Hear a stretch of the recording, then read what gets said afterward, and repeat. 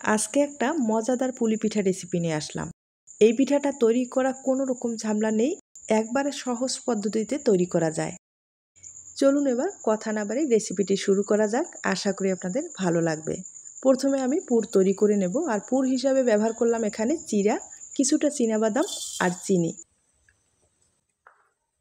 আমি এখানে 50 গ্রামের মতো চিড়া ব্যবহার করলাম, আর চিড়াটাকে হালকা করে এভাবে ভেজে নিতে হবে, তাহলে কিন্তু মুচমুচে হবে। চিড়ার এই পুরটা এই পিঠায় খেতে কিন্তু ভীষণ ভালো লাগে। আপনারা খেয়েছেন কি না জানি না, যদি না খেয়ে থাকেন অবশ্যই একবার হলেও ট্রাই করতে পারেন।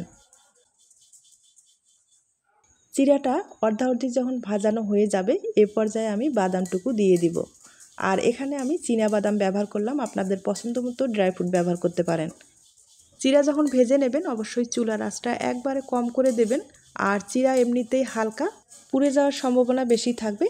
আর চিড়াটা যখন দেখবেন হাত দিয়ে কিন্তু একটু ভেঙে যাচ্ছে, তখন বুঝবেন চিড়া ভাজানোটা হয়ে গেছে। আমি একটু চেক করে নিচ্ছি।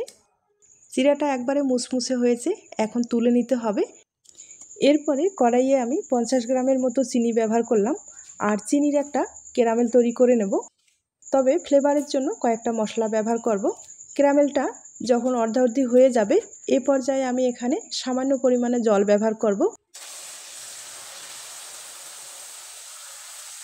চিনির ক্যারামেলে সামান্য পরিমাণে জল ব্যবহার করলে অনেক সময় ক্যারামেলটা কিন্তু তিতা ভাব থাকে, সেই তিতাটা থাকবে না। আর একটু হালকাভাবে যদি নেড়ে চেড়ে নেওয়া যায় জলটা কিন্তু টেনে নেবে, তিতা ভাব একটুও থাকবে না, ক্যারামেলের যে ফ্লেভারটা আরও বেশি ভালো আসবে।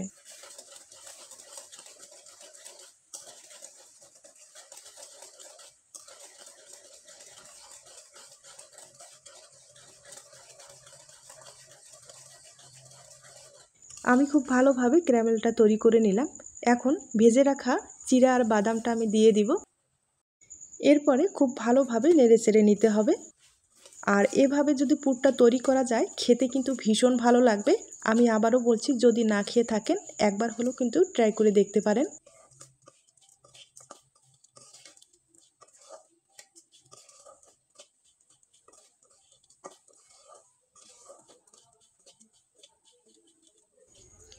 পুরটা হয়ে গেছে, এবার তুলে নিতে হবে।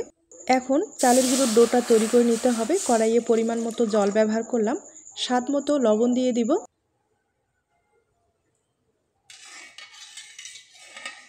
জলটা যখন ভালোভাবে বলক আসবে এ পর্যায়ে আমি এখানে চালের গুঁড়ো ব্যবহার করব। আর চালের গুঁড়ো প্রায় এখানে 150 গ্রামের মতো ব্যবহার করলাম।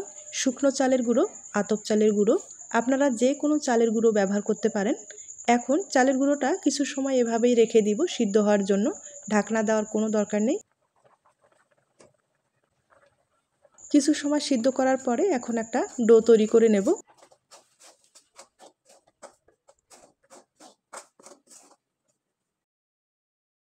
এখন এই ডোটাকে খুব ভালোভাবে মথে নিতে হবে। আমি একটা প্লেটে ঢেলে নিব। তবে অনেকটাই গরম আছে, গরমে কিন্তু হাত দেওয়ার দরকার নেই, হাত পুড়ে যাওয়ার সম্ভাবনা বেশি থাকবে। হালকা করে একটু ঠান্ডা করার পরে ডোটা তৈরি করলেও কোনো সমস্যা নেই। এবার খুব ভালোভাবে আমি মথে একটা ডো তৈরি করে নেব।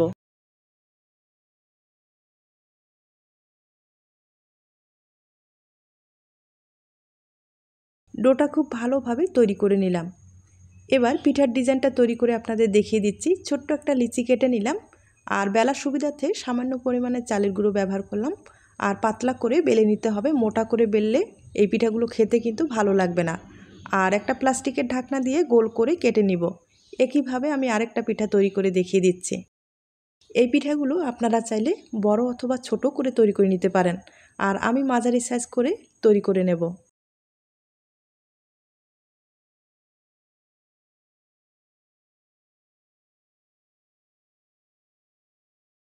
এখন পিঠায় পুর ব্যবহার করতে হবে। তার আগে সামান্য পরিমাণে আটা এবং জল দিয়ে একটা পেস্ট তৈরি করে নিতে হবে। আর চারিপাশে একটু লাগিয়ে দিতে হবে, তাহলে পুরটা কিন্তু ভাজার সময় খুলে আসার চান্স একবারে থাকবে না। খুব ভালোভাবে মুখটাকে বন্ধ করে দিতে হবে।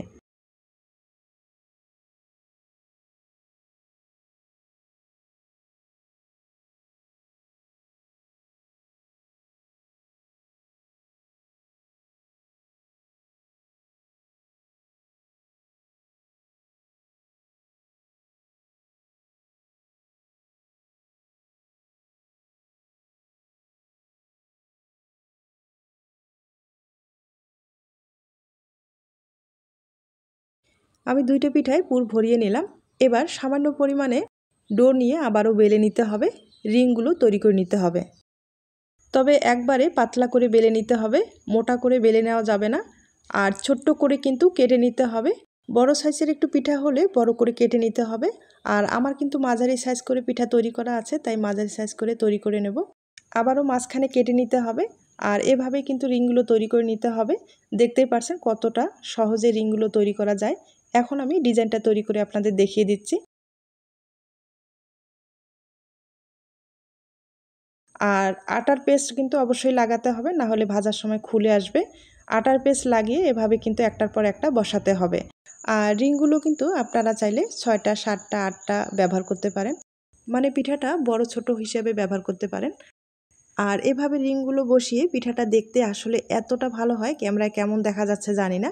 আপনাদের যদি পছন্দ হয়ে যায় তাহলে এই ডিজাইনটা তৈরি করে যে কোনো পুর ব্যবহার করে পিঠা বানিয়ে নিতে পারেন। আমি কিন্তু রিংগুলো ভালোভাবে বসিয়ে দিলাম। এবার সাইডের ডিজাইনটা তৈরি করার জন্য একটা শন ব্যবহার করব। আর শনটা দিয়ে শুধু একটু চেপে চেপে দিলেই হয়ে যাবে। আর এভাবে কিন্তু একটা ডিজাইনও তৈরি হয়ে গেল, পিঠাটা দেখতেও কিন্তু ভীষণ ভালো লাগবে। একইভাবে আরেকটা পিঠায় তৈরি করে দেখিয়ে দিচ্ছি।